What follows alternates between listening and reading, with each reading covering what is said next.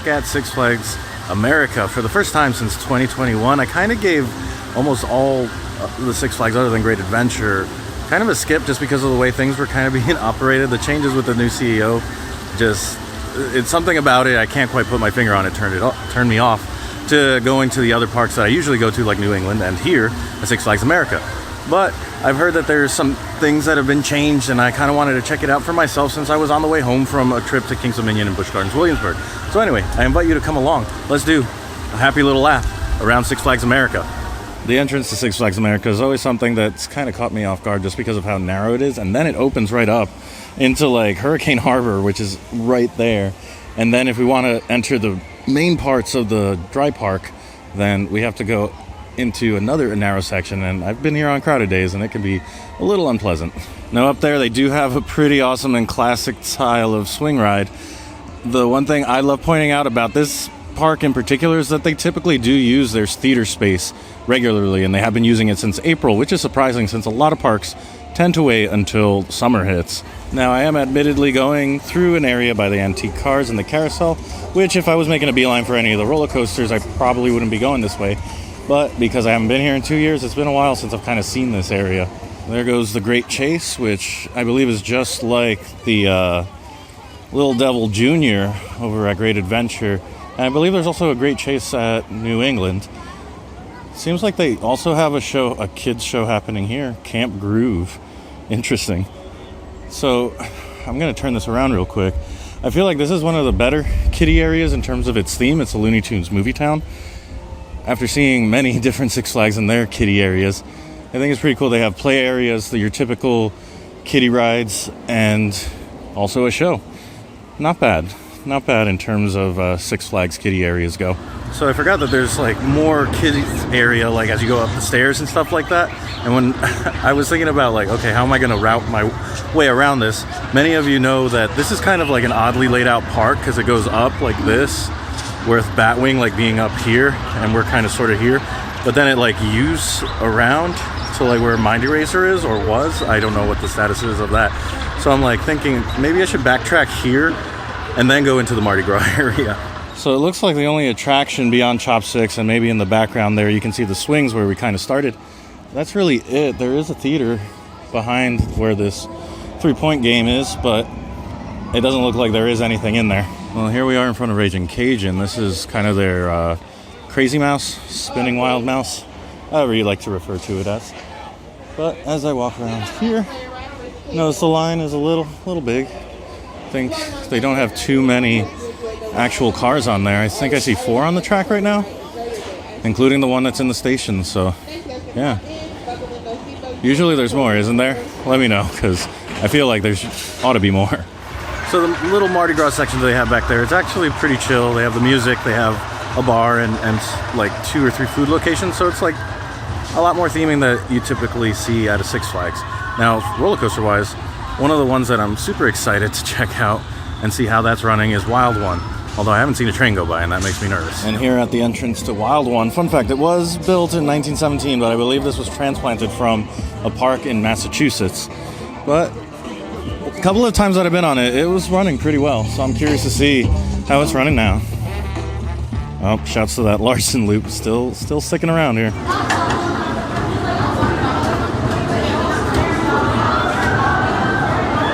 So I'm just walking underneath the lift hill now, and boy oh boy was this thing bucking like crazy. It's definitely not the roughest ride that I've ever been on, but it's definitely up there. I don't think anything will top Wildcat over at Lake Compounce though. What was a little concerning though is that what I saw when I was at the top of the lift hill, I looked around and looked at all the other roller coaster lift hills that I could see, and I didn't see one train on any of them.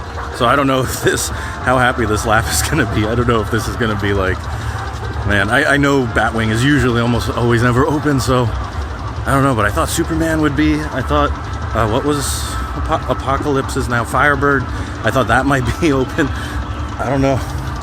Let's find out. I don't know how long ago this got like a nicer outward appearance, this whole stunt arena, but I'm just noticing it now.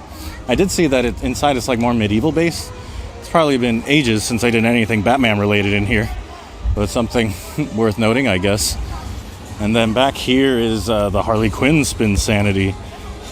Let's see. I don't know which level of discovery this falls under. Is it a Giga or a Giant? I don't know. And then just beyond it is another one of these rides that I feel like I don't see at amusement parks anymore, and they've been more reserved for like fairs and stuff. And then back there, I'm still keeping an eye on the lift hill to Superman. Have not seen anything. No action over there.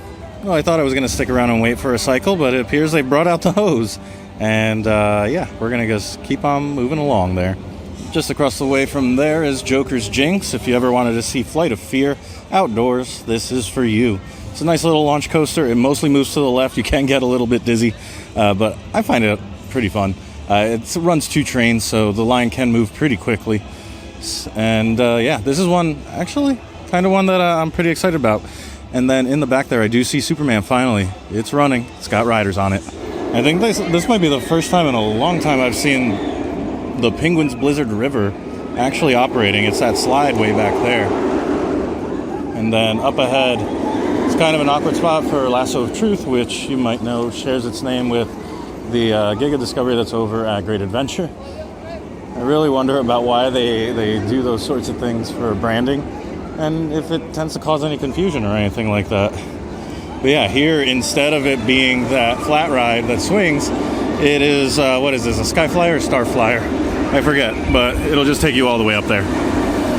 And then in this long, awkward shape, we keep going around, and, oh, there goes Joker's Jinx.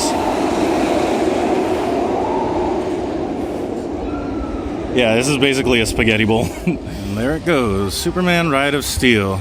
It does have a mirror image version of it over at Darien Lake, and it looks like the wait time is almost nothing, so I'm gonna get on this real quick.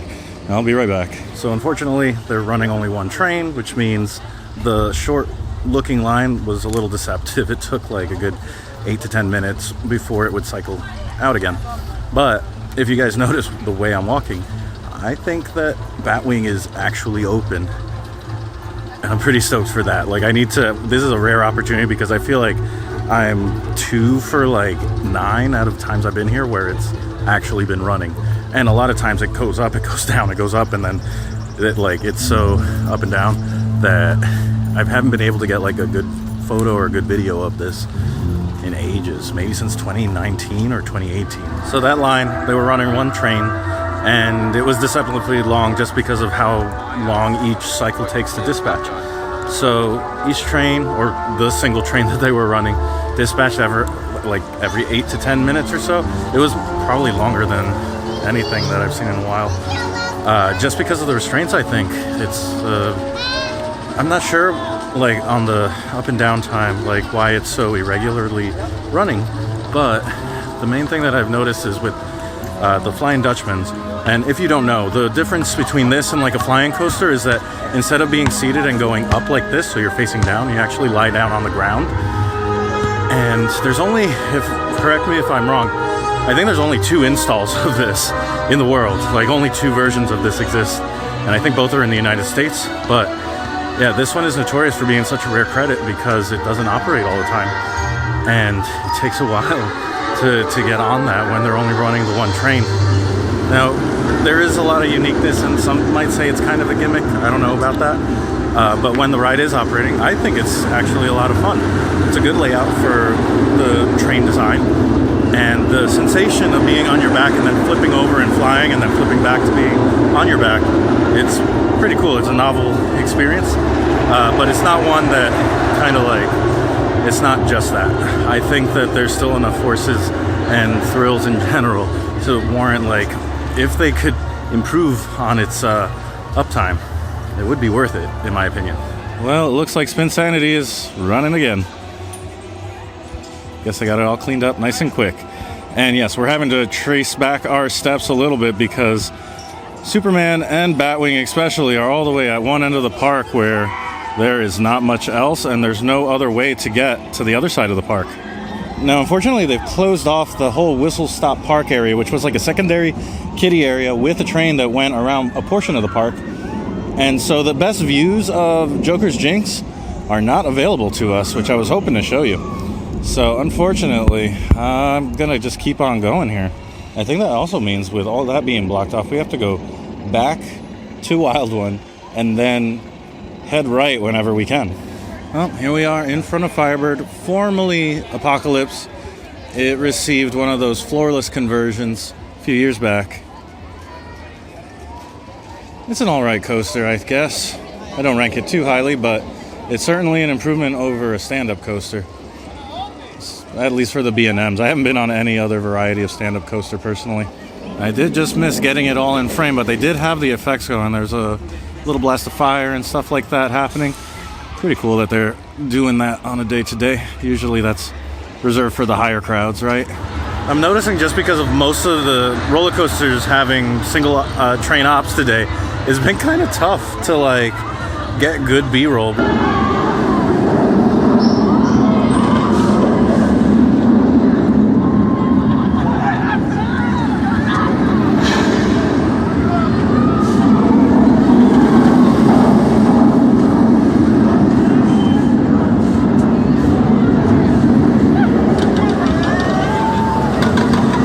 So I didn't end up waiting for Firebird. To me, it wasn't worth like the 20 to 30 minute wait that I saw. Roar, however, I have a soft spot for this one. I don't know why. I think I got lucky because most people pan this and call for RMC'ing this one to get it converted into steel, but I don't know. I kind of like this one. Well, let's see how it's running. The last time I run this was in a light drizzle, and something about it made it like, it was, janky, but in a fun way. And just looking here at the exit, though, I wish there were better views of this one. Maybe over there? Not really. It's kind of tucked away. So you can see the lift hills going over there. Would you believe they're actually running 2 trains on Roar, and like most of them were half empty? I'm just so confused by like what I've seen ops wise, and I had to think about it, like maybe maintenance isn't done with the second trains to get them on, or I don't know how they organize it here at Six Flags America. So I do remember Fright Fest 2021 seeing some crazy Dead Man's Party type thing in here. And I do remember seeing a stunt show in here years prior, pre-pandemic. Doesn't look like anything's running right now.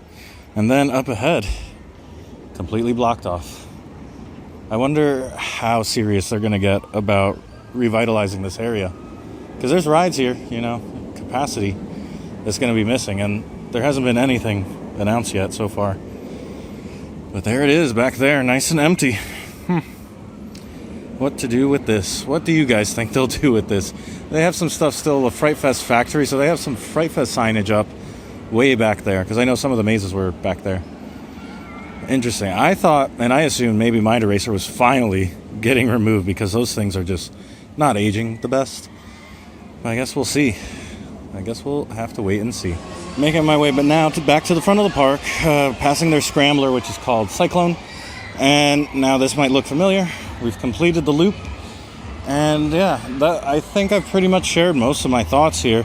This is a park with a lot of potential that it just has not been realized, and it's had sort of a hard recovery than others since reopening after the pandemic. So in this sort of situation, I kind of think I give the benefit of the doubt that they're just not given the resources they need to really reach their potential. And who knows, that might be because there's still agreements and stuff between, I think, over Georgia and over Texas with licensing, and they have to pay, so they have to create certain capital expenditures in those parks versus the others in the chain that aren't completely owned by Six Flags. But for whatever reason, in this region, maybe it gets more resources than Darien Lake. Maybe not as much as New England, certainly not as much as Great Adventure, but they need to spread the love down here. It needs it, and it would benefit from it so much. Let me know your thoughts down below. But for now, guys, thank you so much for watching. I'll see you next time, and I hope you go make your own adventure. Bye.